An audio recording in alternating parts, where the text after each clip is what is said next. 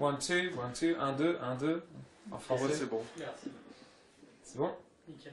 Si c'est Et bon vous pour êtes, vous, vous êtes pas dans l'interview, non? Non. C'est seulement moi. c'est seulement vous. Mika, vous avez une formation de musicien classique, un petit peu éloignée de l'univers musical de votre premier album. Quels sont justement alors, les artistes dont vous êtes inspiré pour composer? J'aime beaucoup les artistes des années 60 et vraiment des années 90. 80, non, pas 90, 80. Des artistes comme Prince, Bowie, les premiers albums de Elton John. Parce que c'est des artistes. Oh fuck, wake up. It's okay, it's okay. I always do this. And then I screw it up and then I go back again. Okay, should we do it again? Yeah. Ok, demande-moi la question encore une fois. Allez. Avec un peu plus d'énergie, hein, s'il te plaît, j'en ai besoin maintenant. Mika, Mika! C'est Ouais, toi. c'est moi, c'est moi. vous avez une Vous, formation. c'est Pierre. Voilà. Ouais. Vous avez une formation de musicien classique, un petit peu éloignée de l'univers C'est bien d'utiliser les Voilà, mains. très bien. Quels sont justement les artistes dont tu t'es inspiré pour cet album? J'ai eu beaucoup d'inspiration des artistes des années 70 et des années 80, des artistes comme Bowie, Prince et les premiers albums de Elton John, les artistes solo qui ont fait des albums qui ont un son énorme. Moi, je me considère un singer-songwriter, mais au même temps, je me donne la liberté de faire ce que je veux musicalement avec la musique, d'utiliser tous les instruments que je veux et de pouvoir, je sais pas, I like to think that I can create any kind of musical landscape, even though it's just me and a piano. Je pense que après les années 90, il y avait une idée que si on était un singer-songwriter, comment ça se dit? Un compositeur, un écrivain de chansons, un parolier. Ouais, non, écrivain, interprète, there's like a little term for singer-songwriter. Only for singer. Singer-songwriter. Un écrivain, un Auteur-compositeur. auteur, Voilà. voilà. Auteur, Compositeur, interprète. compositeur, interprète. Oui, auteur, compositeur, interprète. Ok. Il y a une idée qu'après les années 90, si on est un auteur, compositeur, interprète, on fait des albums seulement avec un piano ou avec une guitare et on écrit des chansons et on parle seulement de nos histoires personnelles. Je sais pas, la musique pour le Tel Cost ou quelque chose. Je voulais jamais faire un album comme ça. Je voulais faire un album complètement avec beaucoup de couleurs et beaucoup d'énergie et sans limite, au moins sans limite musicale et sans limite avec les histoires que je pouvais dire dans mes chansons. Alors je regarde beaucoup à les artistes des années 70, des années 80. Aussi j'aime beaucoup Beck. Je pense qu'il fait la même chose. Il se donne pas il n'y a pas de règles, il n'y a pas de limites. Alors, on peut vous qualifier de citoyen du monde parce que vous avez beaucoup voyagé, vos origines et lieux de vie sont multiples. Où est-ce que vous vous sentez le mieux pour vivre? Je sais pas, c'est bizarre parce que j'étais né au Liban. J'étais né au Liban en 83 et ensuite on a déménagé ici quand j'avais 1 an. Et j'ai vécu à Paris pour 8 ans. Et après ça, on a déménagé à Londres et ça fait 16 ans ou plus que je suis là-bas.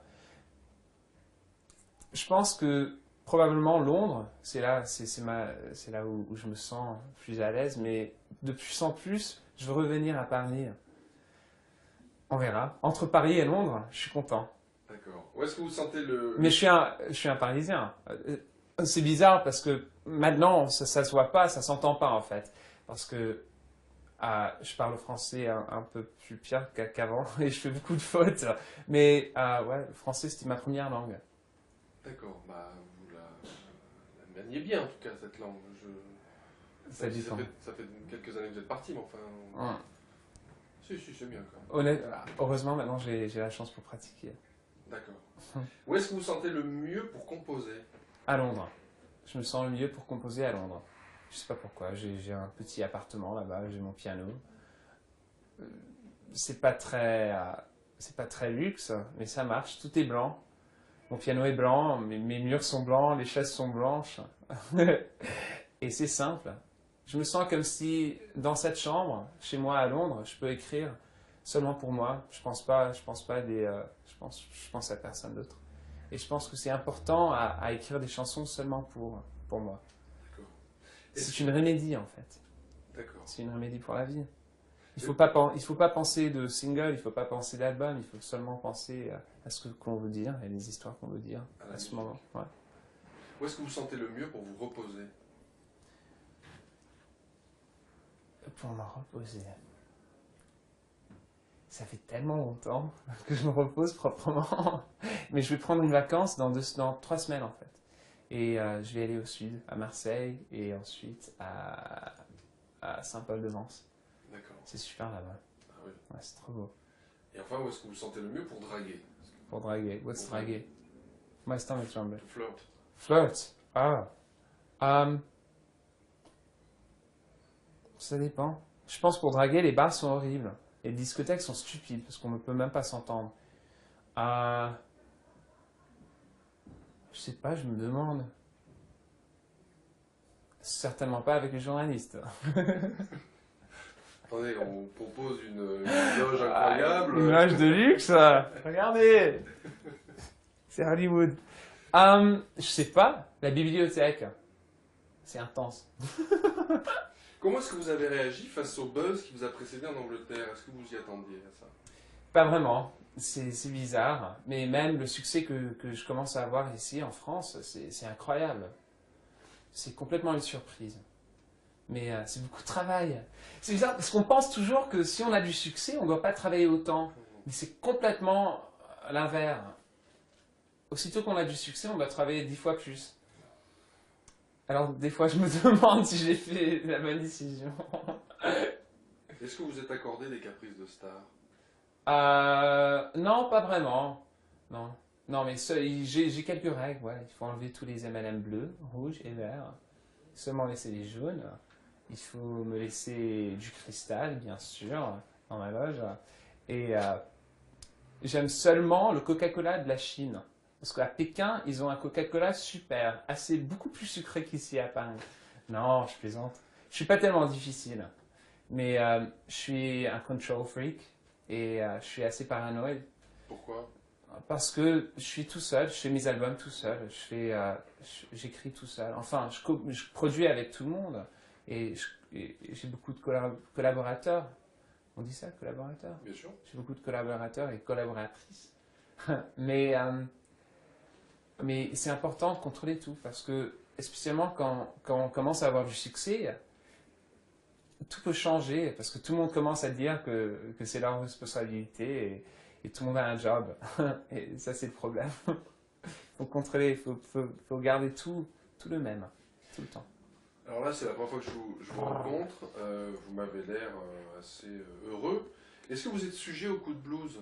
Est-ce que ça vous arrive d'être triste?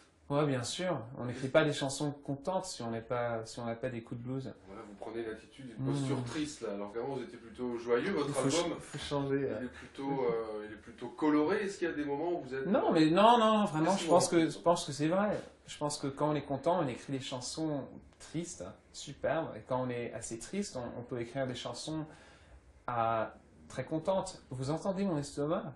C'est fou. Non, moi, j'en- Ok, super. Tu entends mon estomac? Shit. Ouais, c'est important d'être triste pour écrire des chansons contantes. Et qu'est-ce qui vous C'est rend... bizarre, non? Qu'est-ce qui vous rend triste?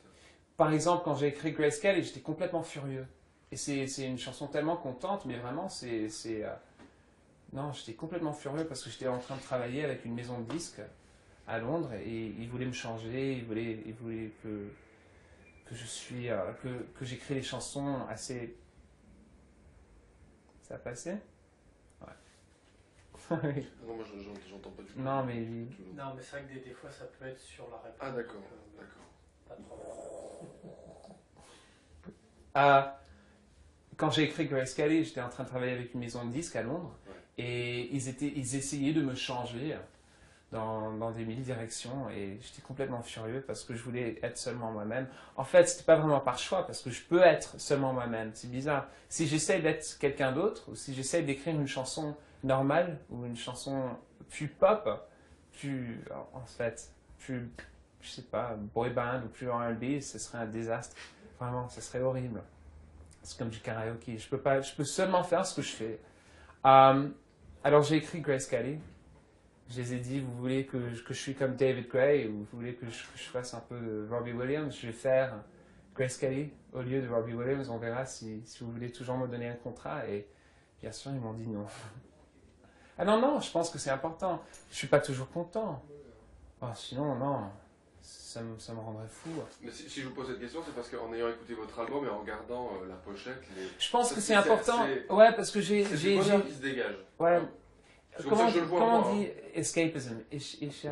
Échappatoire. Escapism. Échappatisme. Échappatoire. Un Ok. échappatoire. Un Éch- échappement. Il y a des gens qui disent que ce que je fais c'est l'échappement, ou j'écris des chansons pour échapper, mais je pense que c'est horrible de dire ça, c'est pas vrai. Parce que j'ai cette idée qu'on peut prendre la réalité et la faire beaucoup plus colorée, et beaucoup plus fantastique. Ça aide à vivre la vie. I like the idea of taking the underdog. I like the idea of taking the underdog or the freak and putting the underdog on a throne, even if it's just for 3.5 minutes, like in a song like Big Girls. Just kind of praising it for 3.5 minutes and making the person that's normally cast aside in favor of Fergie and her hideous boots that come up to her thighs and the $50,000 bling, that's boring. I don't want to write about that. Je suis pas intéressé dans ces choses. Parce que quand je sors dans la rue, je vois jamais des bijoux qui... Enfin, mes bijoux, c'est des morceaux de plastique. C'est beaucoup plus important. Alors, vous arrivez dans l'univers musical sans être passé par la case télécrochet. C'est quoi télécrochet? Pop Pop Idol. Comment est-ce que vous jugez ce genre de programme? Qu'est-ce que vous en pensez? Je pense que ça va. C'est un programme qui... C'est assez honnête, en fait. Je pense que c'est vraiment du... It's just like... C'est du karaoké. It's just, performance-based stage school stuff. C'est même pas la réalité. Je pense que c'est drôle parce que ça s'appelle un programme de réalité, télévision réalité, mais c'est complètement superficiel. Ça n'a rien à faire avec la réalité. Mais ça a un job, c'est amusant à regarder, mais ça n'a rien à faire avec moi. Et je pense que si je vais if I went, how do you say if I went on a show? Si je participais sur un spectacle comme ça et je chantais une chanson et personne savait qui j'étais, et si je chantais une chanson comme Grace Kelly ou Relax, tout seul, devant tous ces gens, ça serait un désastre. J'avais toujours une idée que je pouvais réécrire des chansons qui étaient impossibles à chanter au karaoké. Anti-Pop Idol songs.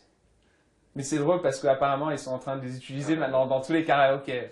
Il y a des génériques d'émissions. Il faut être assez sourd, il faut être assez bourré.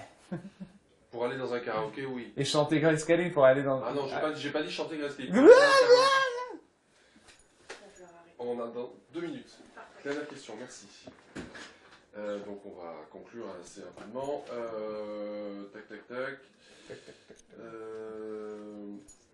Qu'est-ce que... Alors voilà, bon, je sais bien que vous n'aimez peut-être pas qu'on parle de ça.